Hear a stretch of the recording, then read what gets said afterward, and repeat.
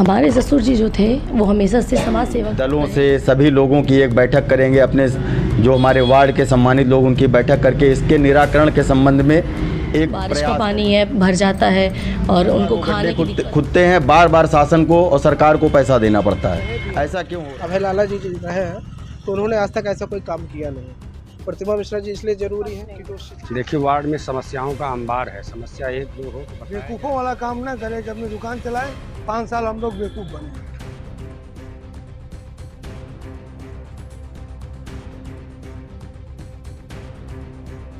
नमस्कार, मैं हूं ज्योति और आप देख रहे हैं मीडिया लाइव की खास पेशकश रणभूमि। रणभूमि का जो हमारा कार्यक्रम है उसका आगाज हो चुका है। हम जगह जगह पर जा करके निकाय चुनाव की तैयारियों के बारे में जायजा ले रहे हैं और जान रहे हैं कि इस बार जो प्रत्याशियों ने अपनी कमर कसी है, किस प्रकार से इस बार जो प्रत्याशी हैं उनके मन में उम्मीदें हैं। कि हमारे साथ प्रतिमा मिश्रा जी हैं, ये भी पार्षद पर प्रत्याशी हैं। हम इन्हीं से जानेंगे कि इस बार जब राजनीति में उतरी हैं तो क्या सोचकर राजनीति में उतरी और उनकी क्या कदम रहेंगे जो इस वार्ड को सुयोजित बना सकेंगे। पहले तो आपको बहुत बहुत स्वागत है प्रतिमा जी। पहला सवाल हमारा आपसे यही है कि आपके मन में राजनीति में आने का राजनीति में आने का आपका मन कैसे बना और किससे प्रेरणा मिली आपको कि हमें राजनीति में जाना चाहिए? जी, हमारे ससुर जी जो थे वो हमेशा से समाज सेवक रहे हैं और उन्होंने अंत समय में समाज को सुधारने का, समाज को आगे बढ़ाने का, इन सब पे हम कार्य किया है। तो उन्हीं से हम लोग को मतलब प्रेरणा मिली कि हम लोग को भी कुछ करना चाहिए समाज के लिए। आपने कहा कि समाज सेवा से ही, अपने ससुर जी से ही आपको प्रेरणा मिली कि हमें कुछ काम करना चाहिए।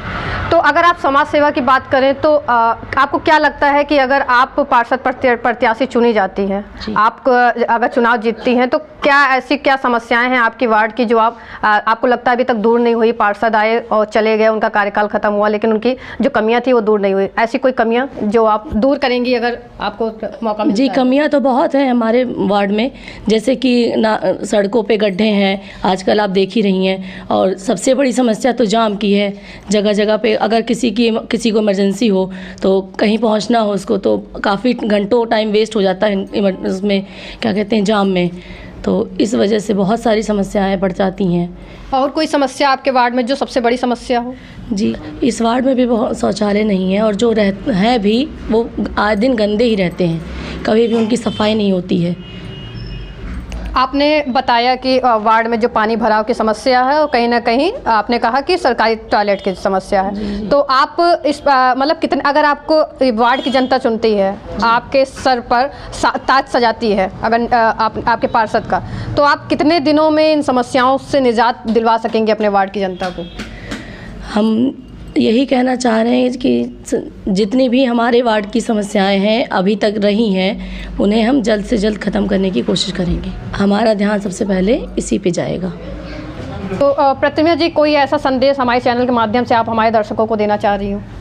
जी, जैसे कि अभी सुनने में आया है कि कोविड का प्रकोप फिर से बढ़ रहा है, तो इसी को मद्देनज़र रखते हुए सभी लोगों से हमारी यही गुजारिश है कि दूरी बना के रखें। अपने वार्ड के, हनुमान कुंड वार्ड के सभी लोगों की से यही गुजारिश है कि दूरी बना के रखें और नियम पालन करें। और अगर हमको मतलब पार्षद के रूप में चुना जा रहा है और हमें ऐसा सौभाग्य प्राप्त होता है तो हम अपने वार्ड के सारी समस्याओं का निराकरण करने की जल्द से जल्द कोशिश करेंगे।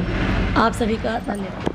आपने नगर निकाय के चुनाव में अपनी पत्नी को उतारा है। जैसे ही टिकट मातृशक्ति के हवाले हुआ, वैसे ही आपने अपने यहाँ से अपनी वाइफ को आपने नगर निकाय के चुनाव में उतारा है। तो आपको क्या लगता है, वार्ड की जनता से आपको क्या अपेक्षाएं हैं जो आप उसका निराकरण करेंगे और वार्ड की जनता को लगता है कि आपको चुनना चाहिए?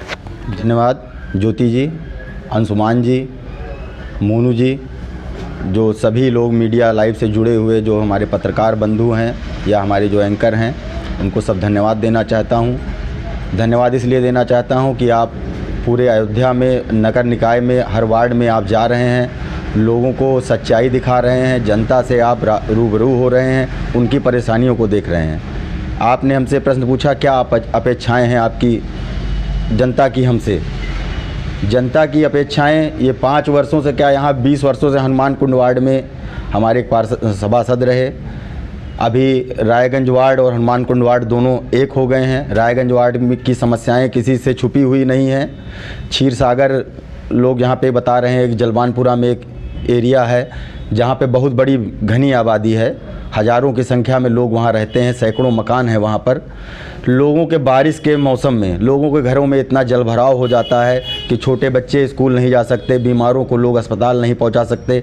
ये 20 साल की समस्या है, इसका कोई त्वरित इलाज नहीं हो पाया। जबकि भाजपा की केंद्र में भी सरकार है, राज्य में भी सरकार है, नगर निगम के महापौर भी जो है हमारे भाजपा के ही हैं। उसके बाद जनता बेहाल है, समस्याओं से घिरी हुई है, उसका कोई उचित निराकरण नहीं हो रहा है। हम प्रयास करेंगे कि ऐसी समस्याएं समाप्त हों शीघ्र से शीघ्र। सभी दलों से सभी लोगों की एक बैठक करेंगे, अपने जो हमारे वार्ड के सम्मानित लोग उनकी बैठक करके इसके निराकरण के संबंध में एक प्रयास करेंगे, जिससे ये समस्याएं समाप्त हों, लोगों को जो दैनिक जीवन पे कोई प्रभाव ना पड़े, नॉर्मल लाइफ जी सकें लोग। ये समस्या है एक। दूसरी समस्या हमारे वार्ड में आप देख रहे हैं, कई वर्षों से ये गड्ढा, एक काम शुरू होता है फिर दूसरा गड्ढे खुद जाते हैं, उनको गड्ढे को थोड़ा सा नॉर्मली उन्होंने हल्का सा जो है पाट वाट दिया, या उसके बाद फिर दूसरा कोई काम आ जाता है। तो उसकी कोई पहले से उसकी कोई तैयारी नहीं रहती इन लोगों की कि आप एक बार पाइप डाल रहे हैं, एक बार सीवर डाल रहे हैं, एक बार इलेक्ट्रिक के लिए आप कर रहे हैं, तो बार बार वो गड्ढे खुदते हैं, बार बार शासन को और सरकार को पैसा देना पड़ता है। ऐसा क्यों हो रहा है? कोई भी व्यवस्था बननी हो उसका पहले से एक जो है प्रोग्राम बन जाए, ताकि ऐसी समस्याएं ना, सरकार का धन जो जा रहा है वो गलत जगह पे ना जाए, अनर्थक ना जाए। वो एक समस्या और है कि यहाँ ये रेलवे स्टेशन से जुड़ा हुआ हमारा वार्ड है। यहाँ पे सुलभ शौचालयों की जिस मात्रा में आवश्यकता है, उस मात्रा में यहाँ पे सुलभ शौचालय उपस्थित नहीं है। महिलाओं को, बच्चों को, जो बाहर से तीर्थयात्री आते हैं हमारे वार्ड में, अयोध्या में अभी तक, अब तो शहरी क्षेत्रों से लोग आना शुरू कर दिए हैं दर्शन करने। जो जैसे जैसे अयोध्या का विकास हो रहा है, लोग जो है मंदिर का दर्शन, हनुमानगढ़ी का दर्शन करना चाह रहे हैं, लोग बाहर से आ रहे हैं, सरयू नदी में स्नान कर रहे हैं, लेकिन उनको उस तरह की व्यवस्था नहीं मिल पा रही है। ग्रामीण क्षेत्र के लोग बड़े बड़े होटलों में नहीं रुक सकते हैं, उनके लिए रैन बसेरा या इस तरह की कोई ऐसी व्यवस्थाएं हों। धार्मिक स्थलों पे जो फ्री ऑफ कास्ट होनी चाहिए, ऐसी व्यवस्थाएं चाहिए कि जो गरीब लोग हैं, जो ग्रामीण क्षेत्र से जनता आती है, वो कहीं रुक सके, सुलभ शौचालय हो उनको। जैसे हम धार्मिक क्षेत्रों, तिरुपति बालाजी की बात कर लें, वहाँ निःशुल्क भोजन की व्यवस्था है। तो बहुत सारी चीज़ें ऐसी हैं जो मेरे मन में है। मैं लोगों के लिए, वार्ड की जनता के लिए, अयोध्या की दृष्टि से यहाँ आने वाले समस्त श्रद्धालुओं के प्रति करना चाहता हूँ मैं, और मैं सच्चे मन से करना चाहता हूँ। अवस्थी जी, आपने बाखूबी जवाब दिया, और कहीं ना कहीं आपकी जो राजनीति में उतरने की रणनीति है वो भी कहीं ना कहीं बहुत शानदार रही है। लेकिन आप जो ये समाज सेवा की बात कर रहे हैं और जनता की बात कर रहे हैं, तो क्या आपकी समाज सेवा के पीछे कोई लंबा इतिहास रहा है, या फिर आप राजनीति में कोई आपको जिससे प्रेरणा मिली हो, आपके परिवार में कोई ऐसा रहा हो? जहाँ तक बात राजनीति की है, तो हमारे परिवार में राजनीतिक बैकग्राउंड का कोई भी व्यक्ति नहीं रहा है। हाँ, ये मैं कह सकता हूँ कि मेरे स्वर्गवासी पिताजी श्री विमलेश कुमार अवस्थी जी, वो बहुत बड़े समाज सेवी थे।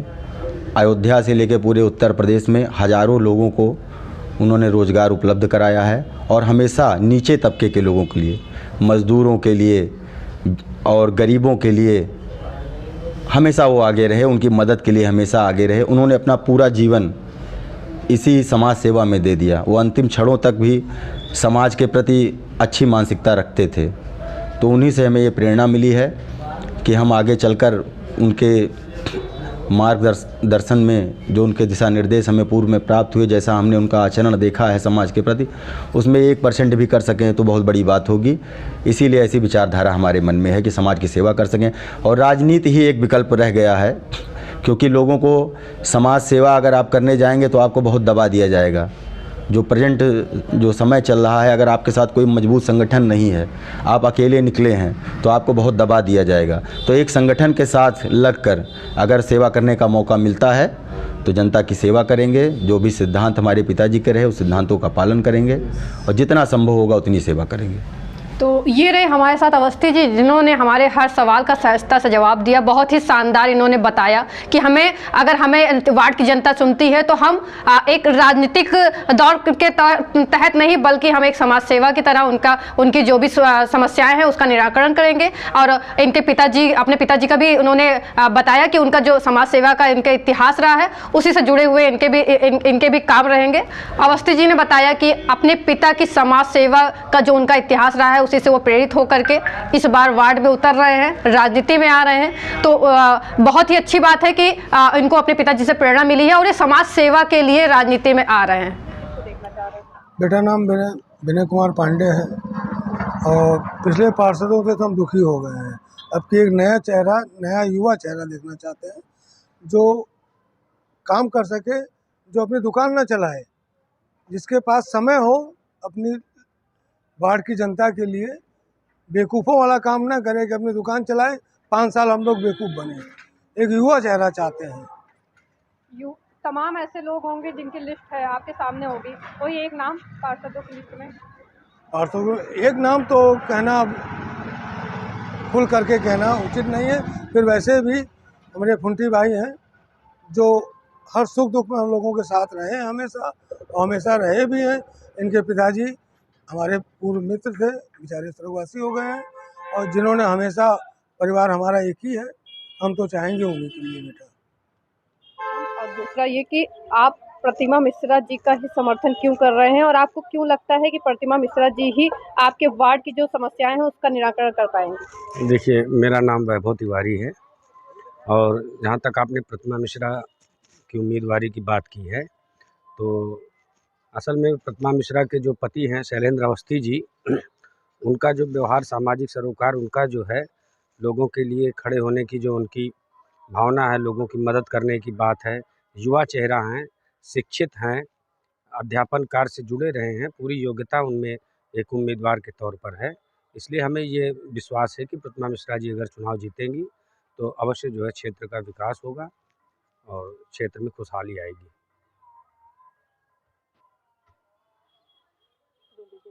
हाँ, और दूसरी बात ये है कि इनके जो पिताजी श्री स्वर्गीय विमलेश कुमार अवस्थी जी रहे हैं, ऐसा कोई शख्स हमें लगता है इस वार्ड में ना होगा कि कभी आवश्यकता पड़ने पर उसकी मदद, ये जो मदद की भावना इनके परिवार में लंबे समय से चली आ रही है, ये बहुत बड़ा आधार है इनके जो है विजय की एक संभावना का, बहुत बड़ा आधार बनेगा।